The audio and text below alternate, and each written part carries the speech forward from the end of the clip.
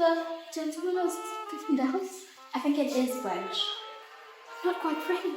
Ask him to wait outside. Everything fine, Blanche. They're waiting in front of the house. They? Who's they? There's a lady with him. I cannot imagine there's a lady with him. How is she dressed? Just a sort of a plain tailored outfit. She's... Shall we go, Blanche?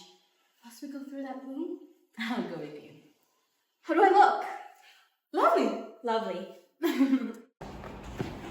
Please step it up. I'm only passing through. How do you do, Miss Blanche? You're not the gentleman I was expecting. Is it Shepardly? Blanche, wait, Blanche. Did you forget something? Yes, I forgot something. Doc, you better go in. Miss, bring her up.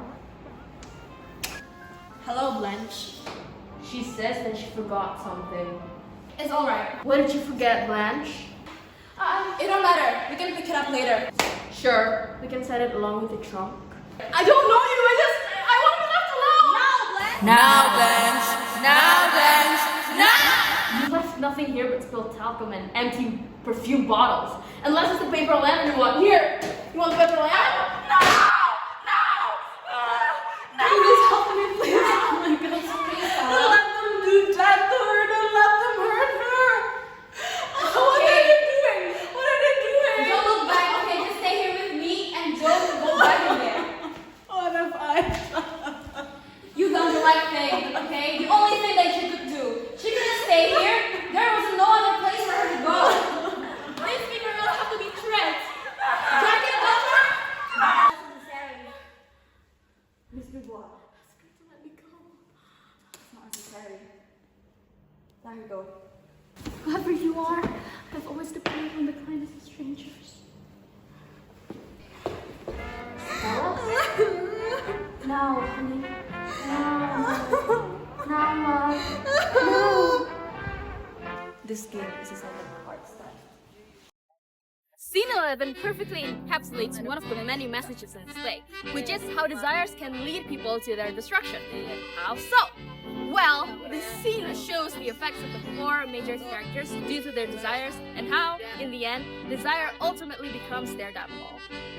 Blanche's sexual desire and being a promiscuous girl back in Laurel leads to a scandal that ruined her image and her place there. In New Orleans, her desire to be wanted again, to be new and clean from her past, leads to fantasies, illusion, and away from reality, ending in her insanity.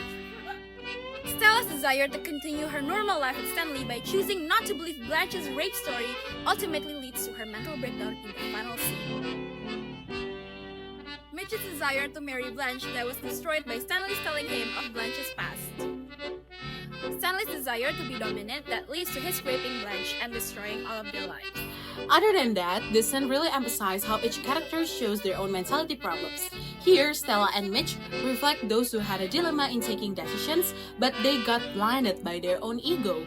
Stanley is depicted as the antagonist. After everything he took from Blanche, he was happy to see her being carried away by the doctor and went out of his house.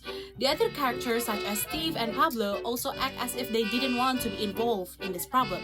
They are nonchalant, but actually really concerned about what is happening in that scene. This last scene also puts us to question the destructive power of patriarchal values. How come Blanche is punished not for doing wrong, but for being a woman who refuses to fit into a rigid mold?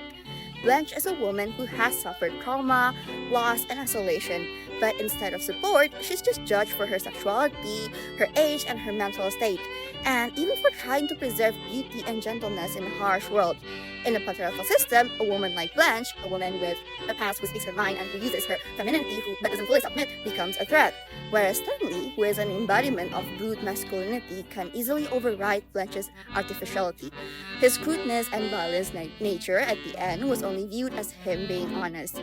Critic Elia Kazan, who directed the first stage production, once said, Stanley survives because he is a natural. Blanche is destroyed because she is artificial. But what if we say that Blanche isn't artificial, rather a survivor trying to survive in a brutal world that won't let her live?